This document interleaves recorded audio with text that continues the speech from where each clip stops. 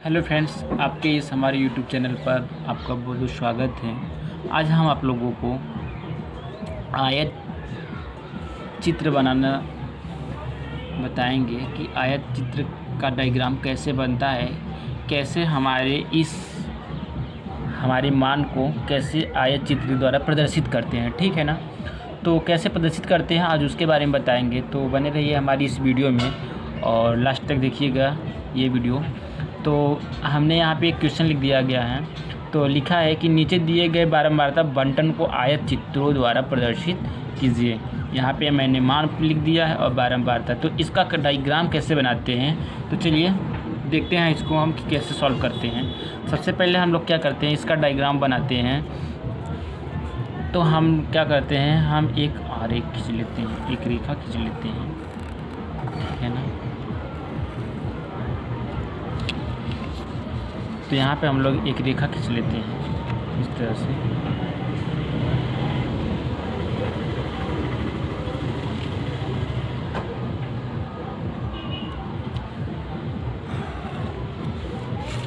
तो ये हमारा क्या हो गया, एक हमने रेखा खींच लिया।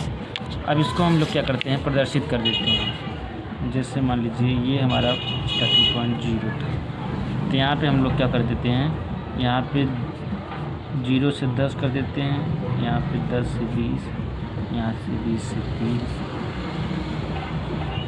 और यहाँ से फिर 30 से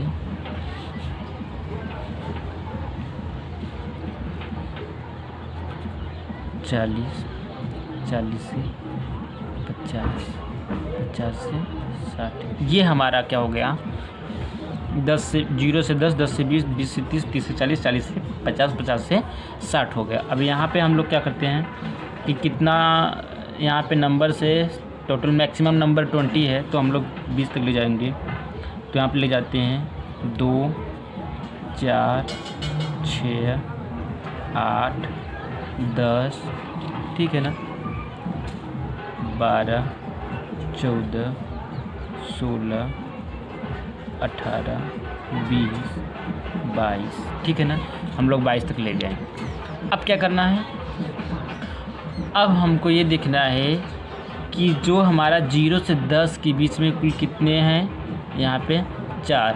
तो हमको क्या करना है, स्केल के माध्यम से हमको यहाँ से 0 से 10 के बीच में 4 तक ले जाना है और यहाँ पे इसको ऐसे मिला देना है। तो इस प्रकार हमारा क्या हो गया, 0 से 10 के बीच में आयत बन गया।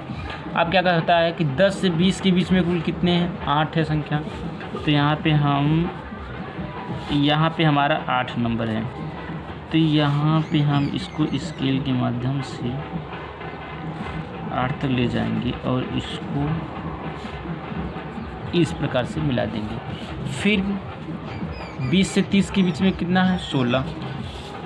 तो यहाँ पे हम फिर ले जाएंगे इस तरह से 16 और यहाँ पे इस तरह से इसको, ओके हो गया। फिर क्या करना है, अब यहाँ पे दिखाया है कि 30 से 40 के बीच में 20 है। तो 30 से 40 के बीच में हम लोग कितना ले जाएंगे,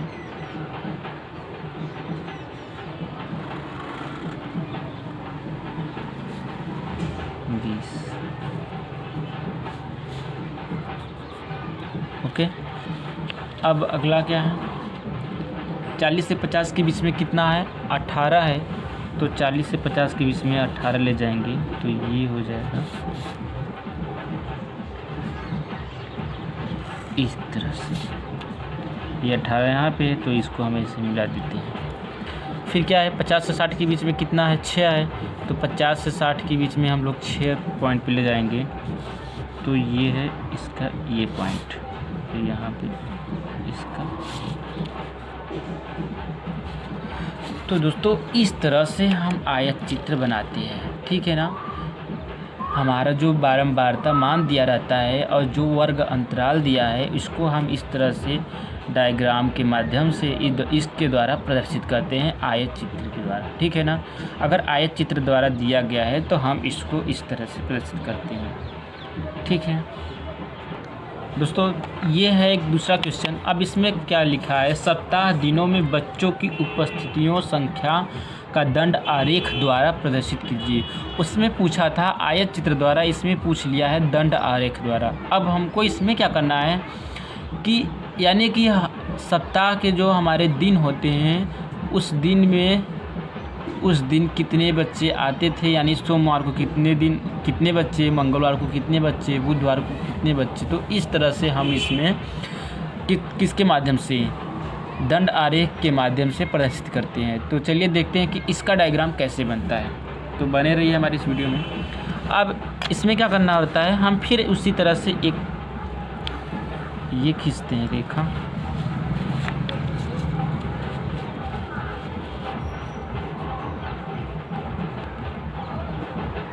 और इसको हम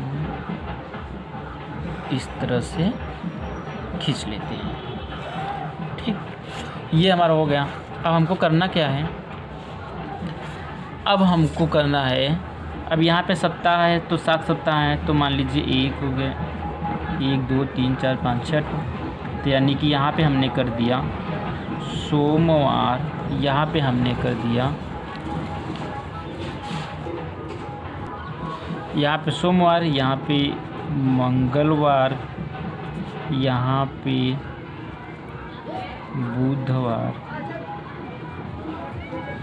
यहाँ पे गुरुवार, शुक्रवार, यहाँ पे शनिवार। यानी कि सप्ताह में 6 दिन स्कूल खुलता है। तो इस तरह से हमने क्या लिख दिया, 12 सप्ताह के नाम को लिख दिया। अब क्या करना है, अब यहाँ पे दिया है कि बच्चों की उपस्थितियों की संख्या। तो सबसे पहले हम क्या कर लेते हैं, यहाँ पे 0 पॉइंट कर लेते हैं। यहाँ पे हम लोग मान लेते हैं 10 बच्चों की उपस्थिति संख्या, यहाँ पे 20, यहाँ पे 30, यहाँ पे 40, यहाँ पे 50, यहाँ पे 60। मान लीजिए इसके बीच में 5 हो गए, 15, 25, 35, 45, 55। ठीक है ना, इस तरह से हम इसके मध्य में मान लेते हैं 5-5 का। अब हम इसको बनाते हैं। अब देखिए सोमवार के दिन कुल कितने आए थे बच्चे, 40 बच्चे आए थे। तो इसको हम कैसे बनाएंगे, ध्यान देना है कि आयत में हमारा सब आयत आपस में जुड़े हुए थे, लेकिन इसमें दंड आरेख में आपस में नहीं जुड़ेंगे, सबका अलग अलग रहेगा। तो सबसे पहले यहाँ पे हम लोग 40 कर लेते हैं। तो 40 का इस तरह से डायग्राम बना लेते हैं। तो 40 का इस तरह से हम लोग डायग्राम बना लेते हैं। फिर क्या कर देता है, अब इसमें करता है कि मंगलवार के दिन कुल कितने आए थे, 60। तो मंगलवार के दिन हम लोग बना लेते हैं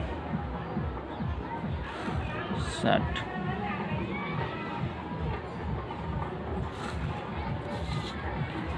मंगलवार के दिन 60 आए थे। बुधवार के दिन 35। तो बुधवार के दिन ये हो गए हमारे यहाँ से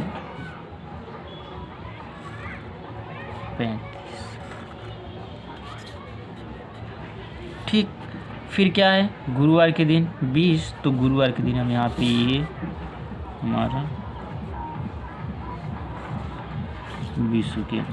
फिर क्या है, शुक्रवार को 25। तो शुक्रवार को ये हम अपना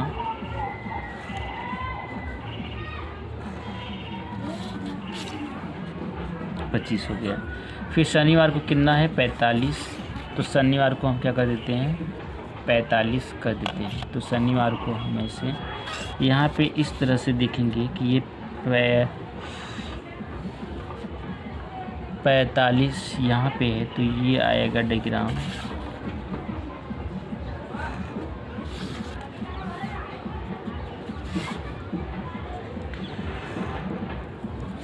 अब इसको हम थोड़ा सजा देते हैं।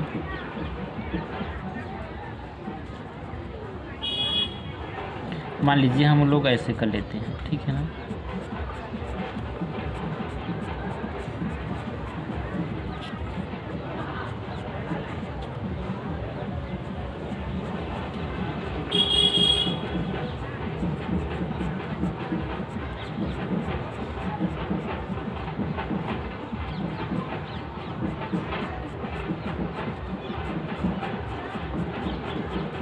इस तरह से हम सभी को डेकोरेट कर देंगे ताकि अच्छे सा समझ में आता रहे। और इस तरह से हमारा दंड आरेख बनेगा, यानी कि कोई भी आपस में स्पर्श नहीं करेगा। दंड आरेख का मतलब एक डंडे की समान की तरह सब अलग अलग रहेंगे। आयत चित्र में आपस में सटे थे, लेकिन इसमें किसी भी तरह का आपस में संपर्क नहीं रहेगा। और इस तरह से हमारा क्या हो जाएगा, दंड आरेख का चित्र बन जाएगा। इसको हम डायग्राम बना देते हैं, ये भी हमारा एग्जाम में पूछता है। तो इस तरह से हमारा देखिए दंड आरेख का डायग्राम बन गया।